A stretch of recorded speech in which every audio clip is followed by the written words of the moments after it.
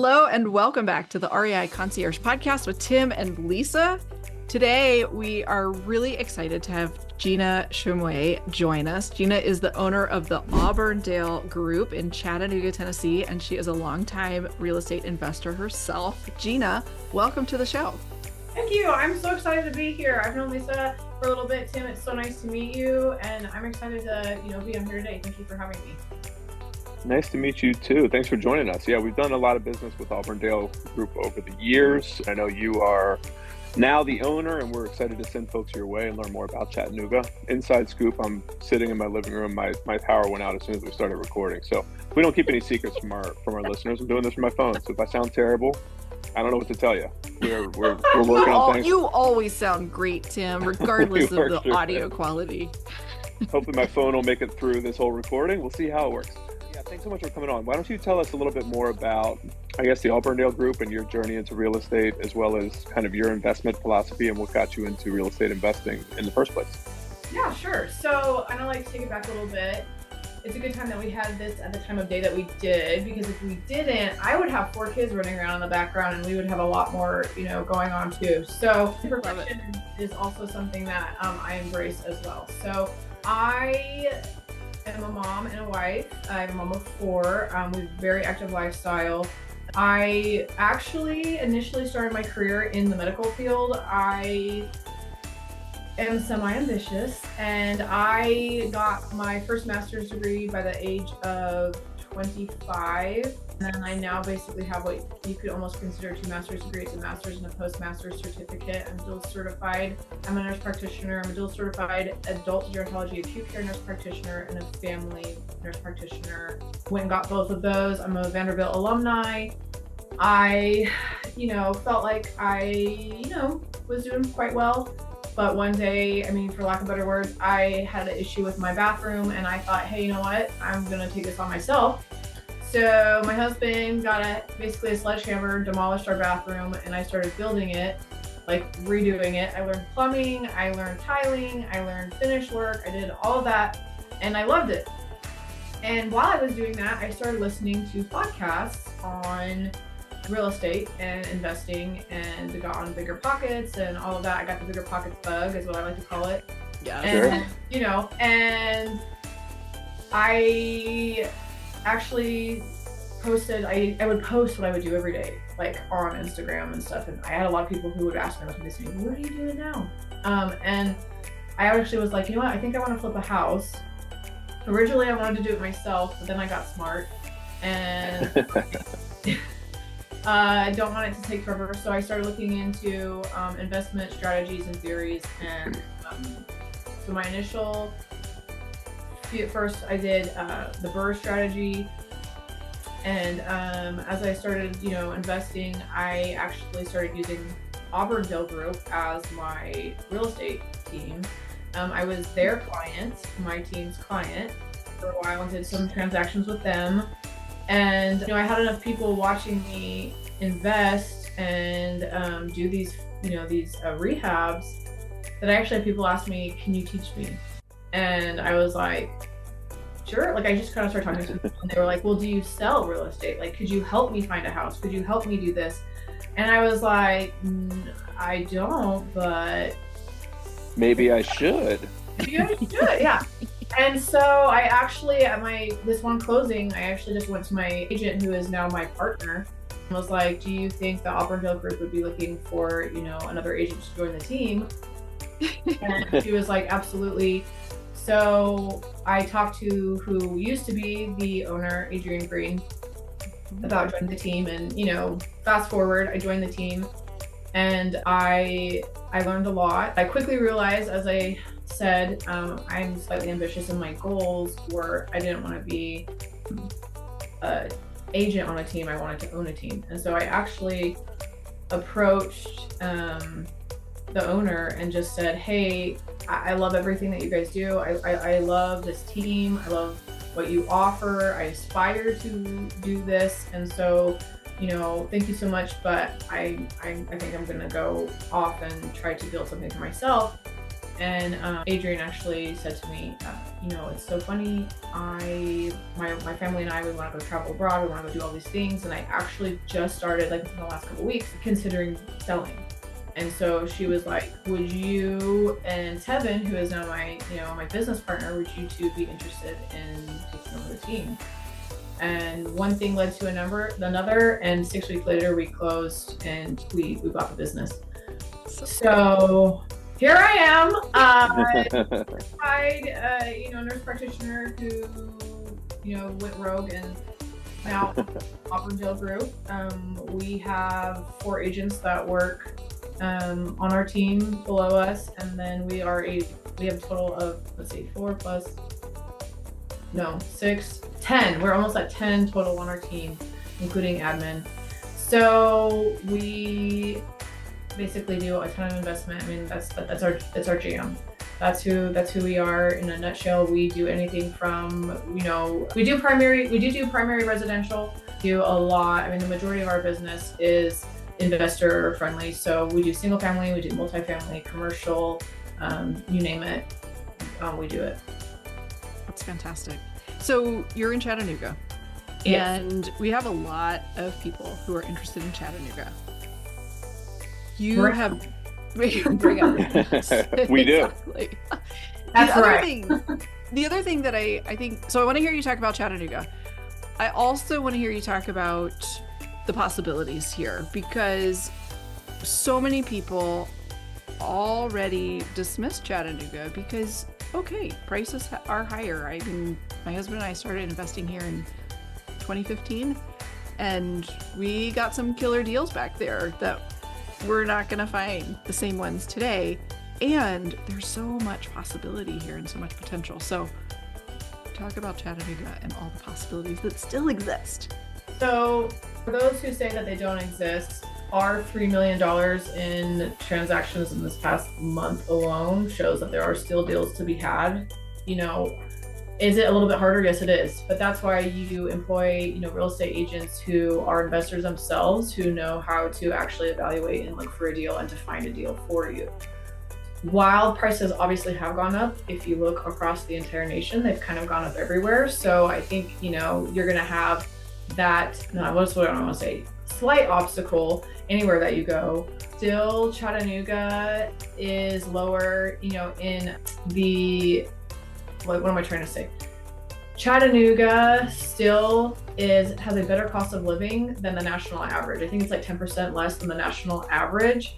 Not only that, it is a very landlord-friendly state. So like there's other things other than just like the finances that can draw you like there. Property taxes are very low. Like a lot of our clients are from California, Texas, Florida, New York, these places where either their insurance, their homeowner's insurance has gone up astronomically, aka Florida, or Texas, where you're paying $15,000 a year just in property taxes, or what have you. Property taxes here, like I have a house in Brainerd in Chattanooga. That's actually in like the Chattanooga area.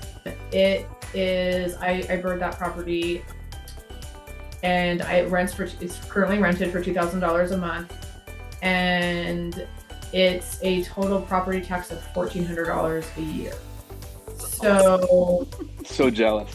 Yeah. So $1,400 a year. My homeowner's insurance, I think, just went up to $1,400-ish. It was like 12, but it just went up, I think, about to $1,400.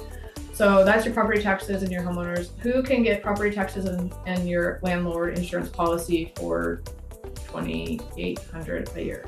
Like that's still pretty good in my opinion. So, there's other things that you can like have to think about. And then like there's always a strategy for every market, right? So kind of figuring out like, do you take on a little bit more of a distressed property and do some more rehab in it? Maybe if you buy it at a lower cost because it's more distressed, do some rehab. Like you might have to do a little bit more work in order to get that deal that is right for you or might still cash flow.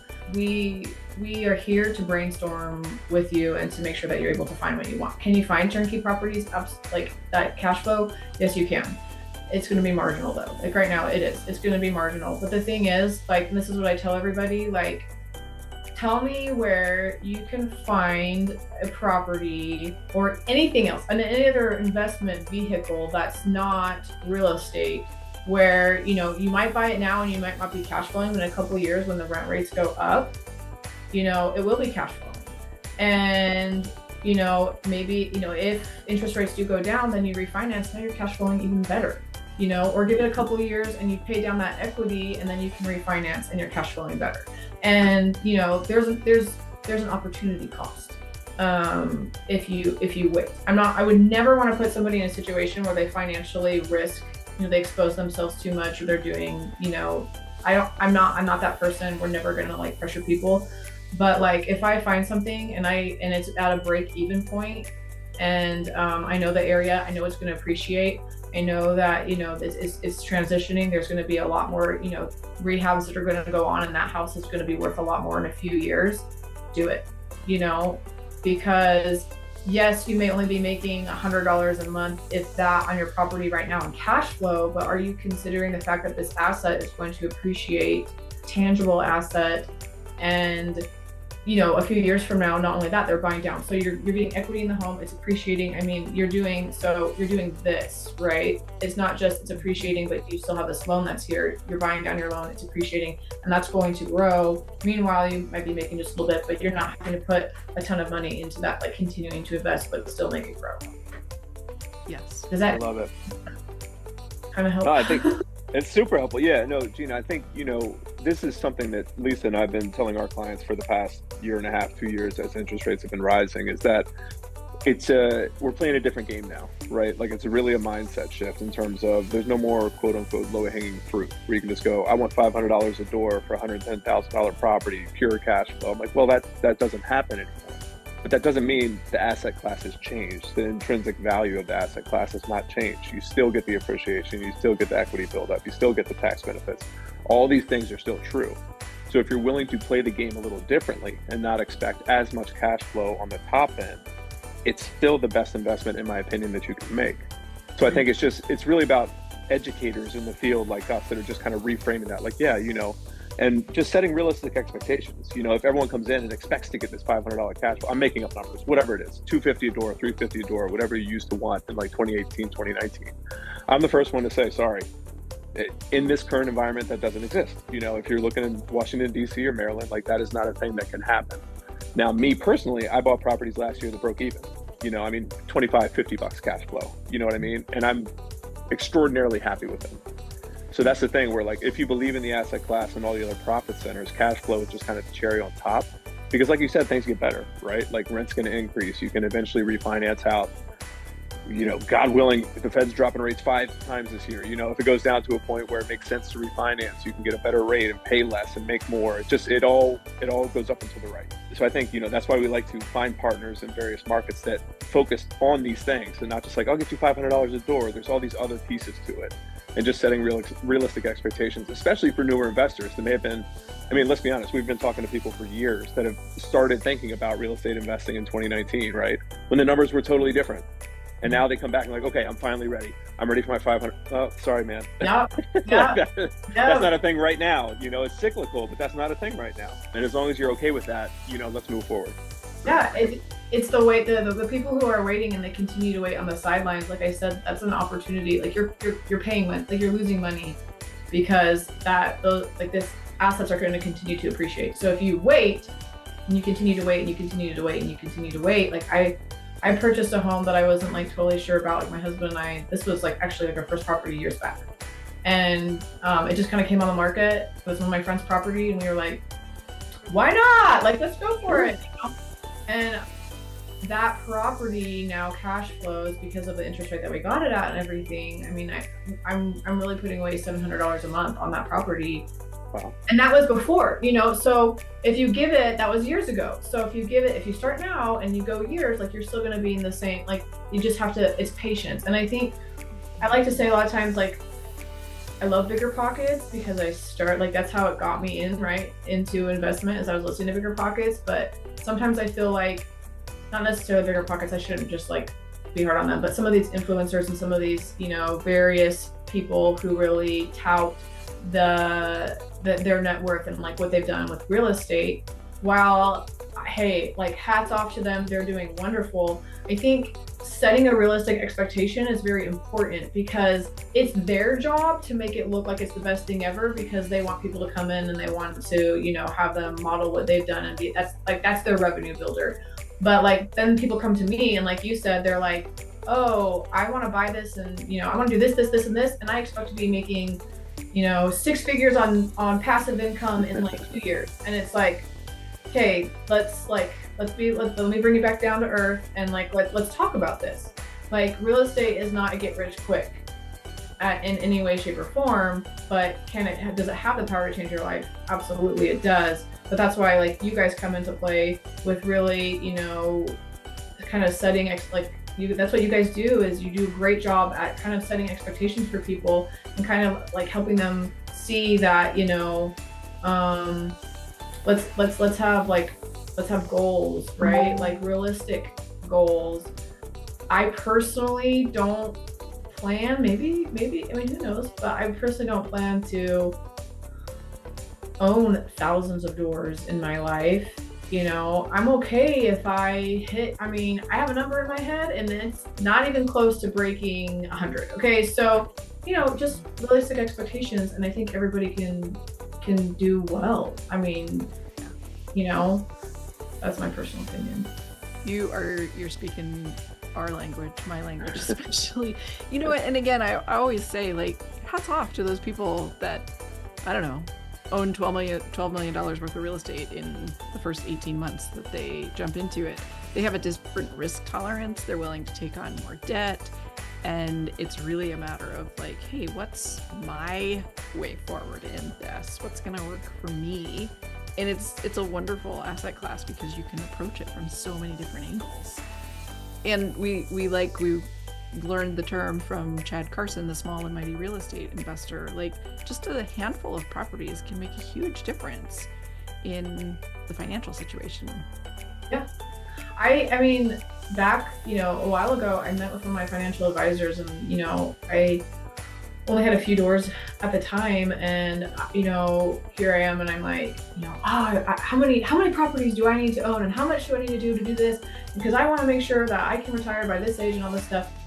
And it was actually very calming to me and reassuring, because he was kind of like, you could really just keep these properties that you have, just invest this little, you know, this percentage of your paycheck, you'll be fine, like doing, you know. And so really each property on top of that, or asset on top of that, is just icing on the cake. Now, does that mean I'm going to stop? No, I'm sorry. Like I you know, #goals. But like,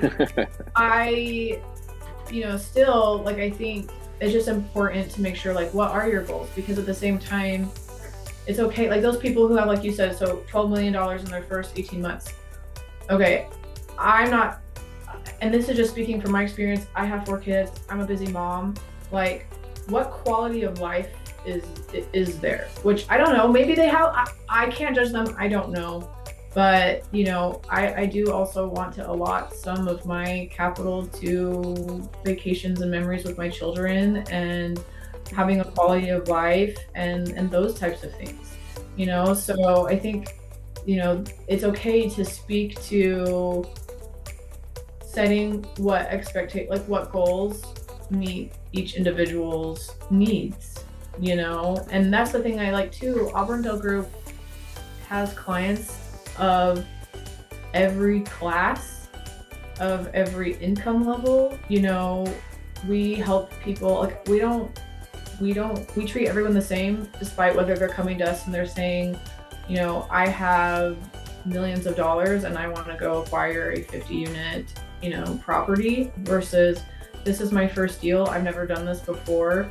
I have this much money, like, you know, I'm looking to purchase a $100,000 property and use, you know, hard money in order to be able to rehab it and then hopefully be able to, you know, to effectively BRRRR it. Those are 2 very different investment strategies. They both have, you know, their positives to them, but we're going to treat you the same, and we're still going to, advise you and do the best that we can to make sure that we get you the property that you need that meets your investment strategy.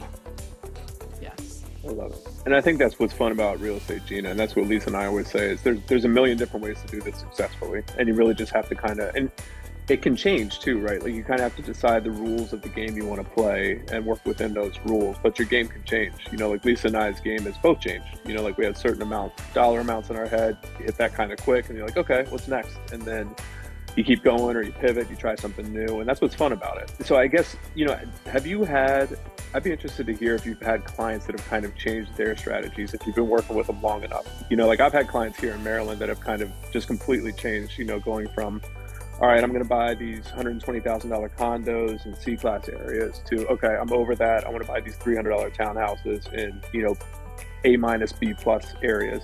And then vice versa too, right? Like where they're like, all right, instead of $300,000, I'd rather get one of these $120,000 condos. So have you seen that kind of like, I don't know, pivot or shift within the individual clients? I always like to kind of hear those stories. And, obviously don't say who they are, but, do you guys see that on repeat customers? Yes, I would say so. One thing I would say is people who buy the dilapidated homes that they're having to do a lot of work to get them rehabbed and then either hold or sell. It is a more of a lift and a time suck, so to speak. And so, but it's a way to get your foot in the door in real estate if you don't have a high net capital or like your W-2. Like if your income is not super high, it's a great way for you to be able to get your foot in the door and then, go from there. So we do have clients who, they start out with these, very distressed properties and then they kind of like, renovate them. And then eventually they kind of build where they're like, okay, I'm done doing this. And they're ready to move to, the townhome like you talked about, or the, a little bit higher price point, a little more turnkey, a little bit less work, but they have the capital to be able to leave money in the deal, so to speak. So we do see that. The biggest change that I would say that we're seeing right now, because interest rates are as high as they are, a lot of people, if they are long-term hold people, they have changed their strategy to where they're doing some flips in between to generate that capital. So that way they are leaving some money, like they leave money in the deal and then they'll flip, to get the capital that they need. So that way when they go hold something else, they leave it in the deal and then they can do it again. So kind of having to mix up their strategy a little bit. So that way they're able to offset the amount of money that they have to leave because lenders just aren't lending, the same. Their loan to value is not as high as it was before. So we're seeing that. But also, the counter to that is because interest rates are also high, people who used to buy turnkey properties, they're not cash flowing. So some of them are now going back to working a little bit more on rehabbing the property because they can get it at a discounted price and make sure that they're able to make it cash flow. So I've seen both, and then 1031 exchanges, people are luckily able to sometimes put more down to make it cash, to make it cash flow, or at least, have it be a zero net, situation. So I do see some adjustments. There. Anything that's higher, like higher price points, sits a little bit longer just because it's hard to make it cash flow. So, we see that too. That's been, for a little while. Those are the main things I guess I would say that I see right now. As you're talking about these different strategies, Gina, one of the questions that comes up for our listeners is most of them are investing from a distance. Many of them are part of the foreign service world, so they're living outside of the country even. And the idea of buying something that needs to be renovated, needs sometimes just minimal work, sometimes like an overhaul, right, can feel intimidating. How do I manage that from afar? And so what does the Auburndale group offer as far as connections to contractors and handymen and helping that process if someone is wanting to buy, wanting to save some money on the front end by getting something that needs some work but is really scared about how do I do this if I'm not there? So I love that question, probably because I think that our team absolutely nailed this down to a science. So not only are we investor friendly, but a large percentage, like 60%, I would say, of my clients, our team's clients, are out of state investors. And I know that there's a difference between being out of state and being out of country, but it's similar.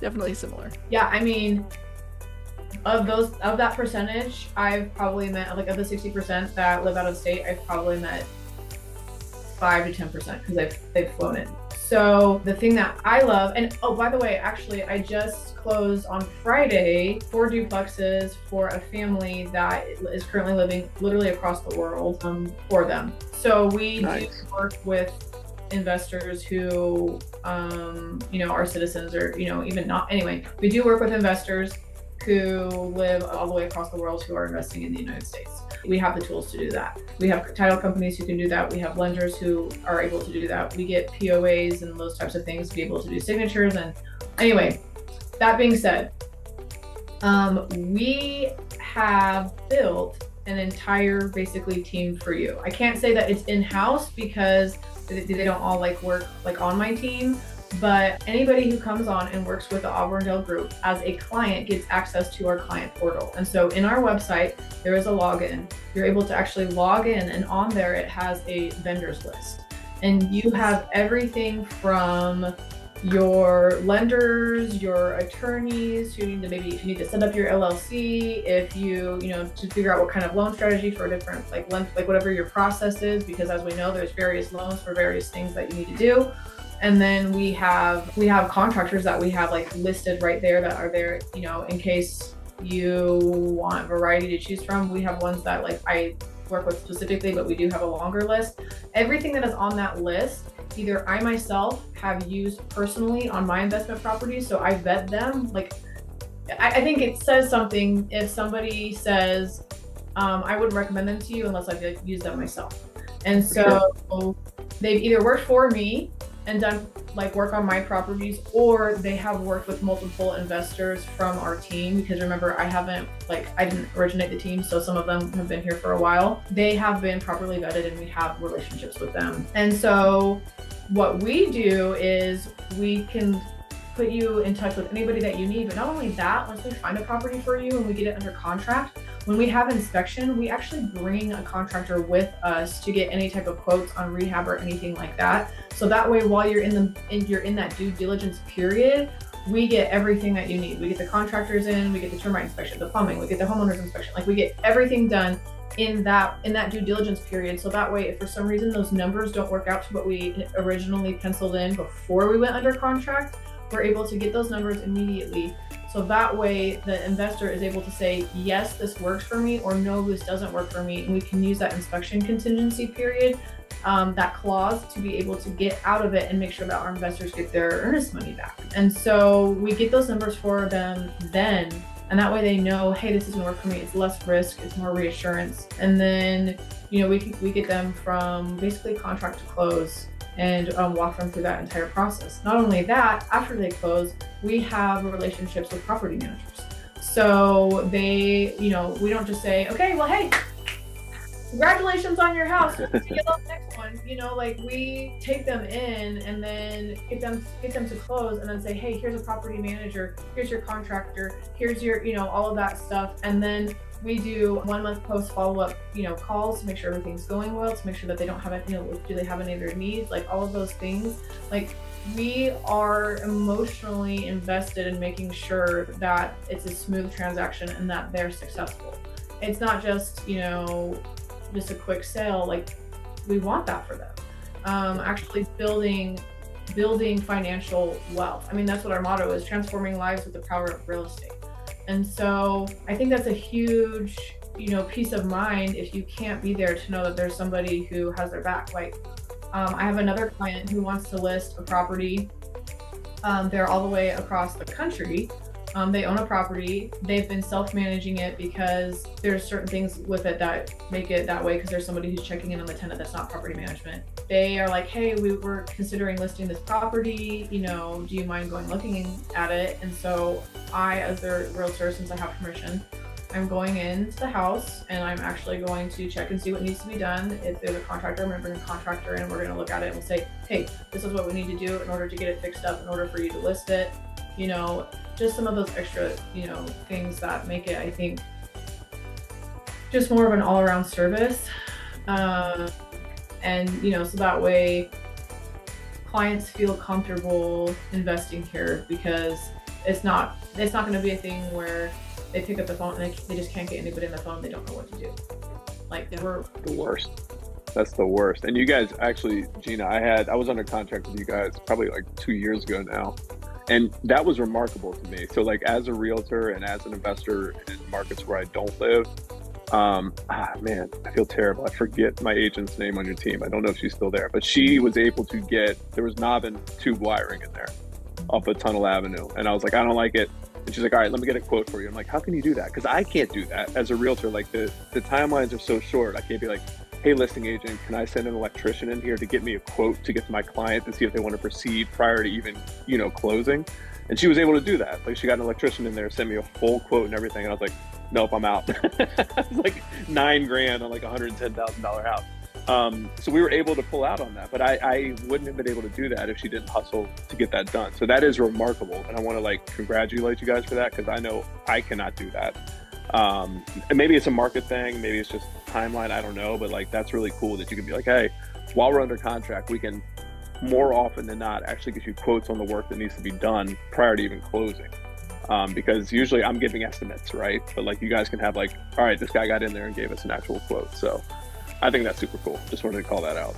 Thanks. Yeah, well, we do enough business with our client because we're so investor heavy. These contractors that we work with, they're not really having to go out and look for other business. And so they know that if they come and they give these quotes, most likely that work is theirs. And so they're more than willing and more than happy to come and give those estimates to us because they know that likely the referral is there. And not only that, they do enough business with us that, likely a lot of times they'll give a good, a quote, a little bit of a discount because of the amount of business that we do.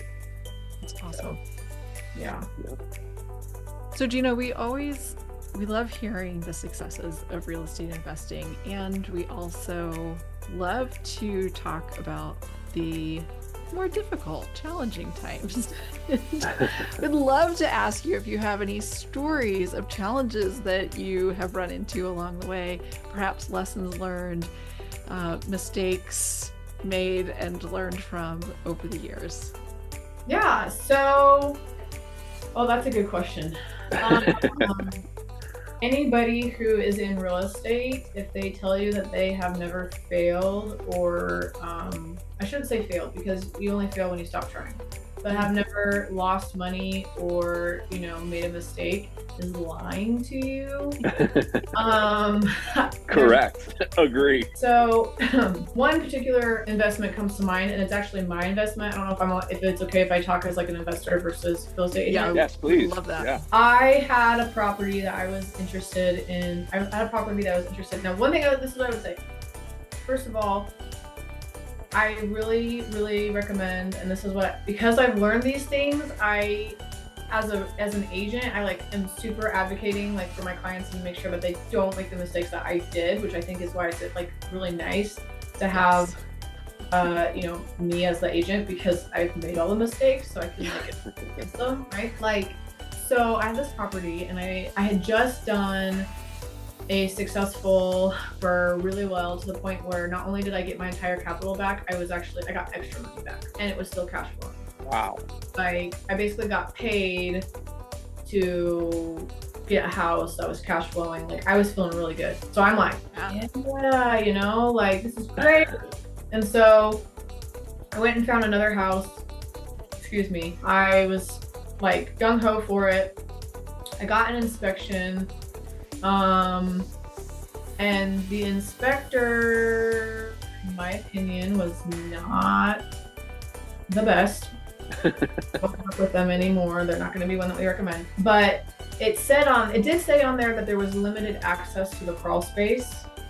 But what I actually ended up realizing was after we closed, there was no access to the crawl space. Zero. None. Zilch. Uh-oh. There was also no vapor barrier. So that ended up causing a lot of problems. And the contractor that I had came and did not, even though it was in my contract, did not put in the vapor barrier. And long story short, yes, there was many issues. Went on and had to do extra work. The house did not appraise because of anyway. Long story short. I can see the pain in your eyes, Gina. You don't know. You don't even know. I couldn't sleep. It was awful.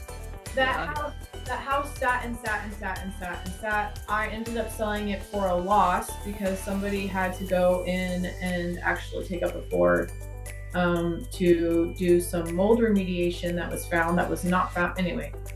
Wow. Long story short, I lost. Sorry to laugh. But you learned. Yeah. I did. It was so painful, but you know what? I learned so much from that one transaction. Like, just because you get an inspection, like I'm not even kidding you. Unless I have to, like, army crawl under a crawl space, I will go under the crawl space because, like, I need to know. Like, I have to see, certain things, and then, like, really doing your due diligence every single time. Like, it's easy to kind of get cocky once you've done a few and to think like, oh, I looked at it, it's fine, but it's really not.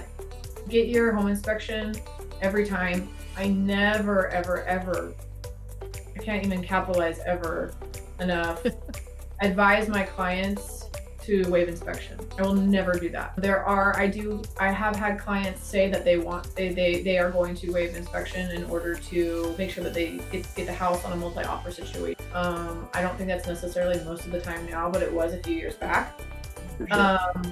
But it's just so critical because, a house may look one way, but it's really not. And so doing your due diligence, getting the inspection, and then reading through the inspection, like, it's so important. And then, your contractors, holding them accountable to, what is in the contract and those types of things. That's the other thing is, I was shocked when I found out how many people just get contractors and they don't actually have, like, a formal estimate and a contract with them, like a formal bid. There's so many people that just, how much is it going to cost? Great. Here's, they don't, like, I got burned enough with the things that happened on that. I have to have a contract in writing. I like it to be itemized, so I know what I'm paying for. And then it's signed. It's signed by the contractor and it's signed by me, because then it's a contractual document and they have to do that. And I do it with every single one of my investments, even if I've worked with them before. It's just protecting yourself. It's business. It's not personal, it's business. And I advise all of my clients on doing the same. So that was painful. That was really painful. Thanks for sharing your pain, Gina. Hopefully we can all learn something from it. Yeah. I think these are valuable stories though, right? Like, it's all not just, it doesn't always go as you plan. And this is just as important. Like you said, you learned so much from that transaction. And that's what I like to, like, drill home is, like, yeah, like you said, you hit a grand slam on your first one, like getting money back for a burr with a cash flowing asset. Like, that's the dream, right? But, like, the next one didn't turn out that way. I mean, that's important for people to understand that. And then the one after that probably went better. You know what I mean? Like, it's just, it ebbs and flows. It's all cyclical, but we all, we get better on our next one. So thanks for sharing that. And, I could have easily, when I say I lost $50,000. So, like, it wasn't, I lost $10,000. I mean, like, that's like significant money, right? And I could have stopped, but I didn't. Like, I was like, no, I'm not, I'm gonna do it again. I'm just gonna be a little more careful and whatnot. And things have gone better. And I'm actually hopefully closing on a single family home that I am turning into a quadruplex. I'm hoping to close next week. We'll see. But Cool. yeah, got an appraisal on that, and like a current, like a after repair value appraisal and what I think everything's gonna go for and everything, and it's gonna be really good. It's gonna be awesome. So I did due diligence. I got my contractors. I have multiple, like, it's all in writing and all of that. I got my lender, and the ARV looks really good. Not only that, I paid to make sure that like I actually paid for the appraiser to go and do rental comps and do all of the extra stuff, just to make sure that even after I do it, like even after it's all done, that even when I go rent them out, I should be like the rents that I can command and all of that, just to make sure. I think it's going to be really good. So I'm excited to take that step. That will be my first excuse me, value add multifamily. So that'll be nice. I'm excited. You're gonna have to have her back, Lisa, to hear how that plays out. I love those kind of projects. I want to hear all about it. It's like a full gut. That's gonna be like a let's talk in a year thing. Yeah. Let's do it. Yeah, we can totally do it. Yeah.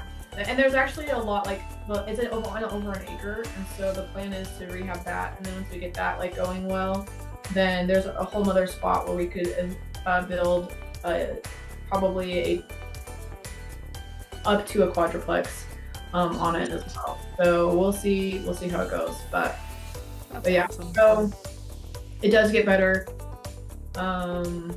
If you mess up, you just can't stop. Like just make sure that hopefully you don't mess up as bad as I did. And that's why I think it's also important to make sure that you have mentors. Like that's like I think you guys kind of help with that, if I am not mistaken. And then I tell people straight up, like my clients, if I think it's not a good deal, I'll tell them like these numbers will work out, or you know what, like that foundation. We take on foundation issues. I'll take them on if they're not extensive. Like I just get a quote from a foundation person. My people will guarantee, their work and like those types of things. And so if it works with your numbers, I'm not necessarily, but I've had clients who are just so excited. They're like, oh yeah, let's buy this one. And like, I'm like, okay, well, did you see that there's mold in the bathroom? I'm not quite sure like what, then did you see that, the roof needs to be replaced and there's a foundation issue? And did you see like make sure we're going in with eyes wide open. Yeah, right? This is pretty extensive. This is your first rehab. Like I'm all about like, making some money, but like the higher, they say the higher the risk, the higher the reward, but there's also the really high the risk, and this is your first property, and like maybe we should just kind of like tone it down just a little bit. Now, I don't tell them what, like, I'm not like, absolutely you can't do it, but that's part of what the services that we provide is to, make sure that they kind of get, they get something that I think fits not only their need, but also like experience level. For sure. Absolutely. So. Well, and again, we really appreciate you sharing that story, because I think what can happen, especially for people who are just starting out in the investing world, they can be intimidated by those of us who I don't have a huge portfolio, but I've got enough to be like, oh my gosh, you're so far ahead. And it's like, yeah. And I started at a very similar spot and made mistakes along the way. We all do. And that's part of the journey. And hopefully it makes it less intense and difficult when you run into your difficult times, because you heard that we've all been there too. It happens. Yeah. And you're gonna evict a tenant at some point. It's gonna happen. Yep. It's gonna happen. It's gonna happen. I do good due diligence. I do. I'm pretty. My qualifications are definitely average, if not more. You're gonna evict a tenant. You're gonna have the HVAC break down in the middle of summer, and it's 95 degrees, and the HVAC person is days out, and you have to figure out how to get 4 window units to them, and your kids have a swim meet, and this is why you hire property management. Right. Yep. That was the experience that took me into hiring a property manager, because I couldn't be 3 places at once. But there are days that it is really hard, and I think people, that's the thing I talk about with these influencers and everything. They make it sound like this great wonderful thing, and it is, But it's like that picture where you see the tip of the iceberg, right? And then you see the water, and it's like, okay, here's the success and the, the passive income and all this money that you're making. And under here, it's like, and here's the, and here's the amount of money that you've invested in. Here's all the evictions, and here's the HVAC that you just had to replace. And oh, your water heater went out. And your tenant's son decided to plug the bathtub, and now you have to, fix this entire flooring that's destroyed, and the drywall. All of those things. People don't talk a lot about those things, but they're real. But that's why you make sure that you have, your emergency fund, and that's why you make sure that you have a mentor who's going to make sure that they can kind of like teach you those things, and you learn how to adapt to those situations. It's very overwhelming at first, but then you get to a point where it's just like, it's another phone call.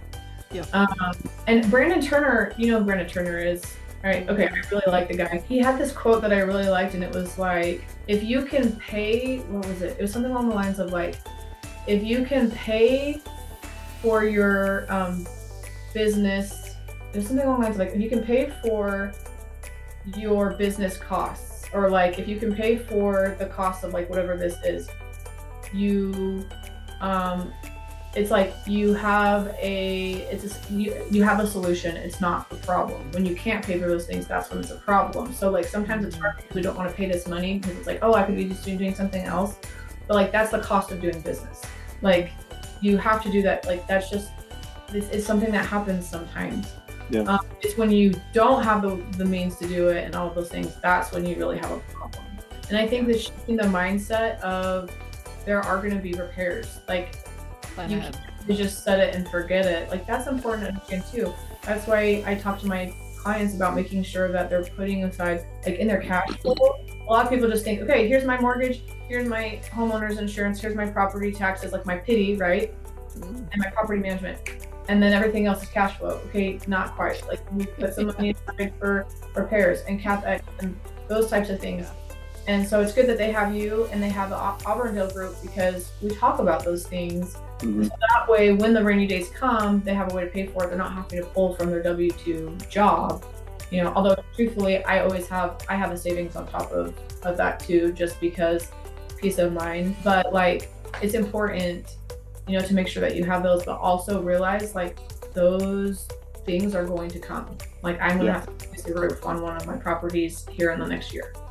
Yep, that's the cost of doing business, and that's okay. You just have to frame your mindset. Yeah, and it doesn't hurt so bad when you have the money set aside for it, and you're planning like, yep, this is what this is for. Yeah. Well, Gina, this has been fantastic, and we could continue to ask you for stories and experience and wisdom, and so we'd love to have you back again, especially to hear about this project that's going on with the quad. Yeah. So that's very exciting, but we really appreciate you and the Auburndale group and being able to send clients your way. And so thank you so much for spending this time with us. Yeah, it was great. Thanks for letting me talk your ear off. I appreciate it. And we will hopefully talk soon. Thank you so much for everything that you do and for the group. And we love the clients that you bring. They're top notch. So we appreciate it. No, thanks, Gina. It's really nice to meet you. I know we've been working with Adrienne Green for years, and then she was like, Gina's running now. I was like, fantastic. We need to have Gina on. We love the work you guys do. Yeah, so thanks. It's good to be able to see you kind of quote unquote in person. I definitely look forward to continuing working with you guys, because we always hear good things about our clients that go your way. Awesome. Thank you so much. You guys have a great day. Thank you so much for listening to today's conversation on the REI Concierge podcast. As always, we would be honored if you took a moment to leave us a review and share this with 30 friends, family, acquaintances. Share away. 30 is your goal this time. And until next time, happy real estate adventures.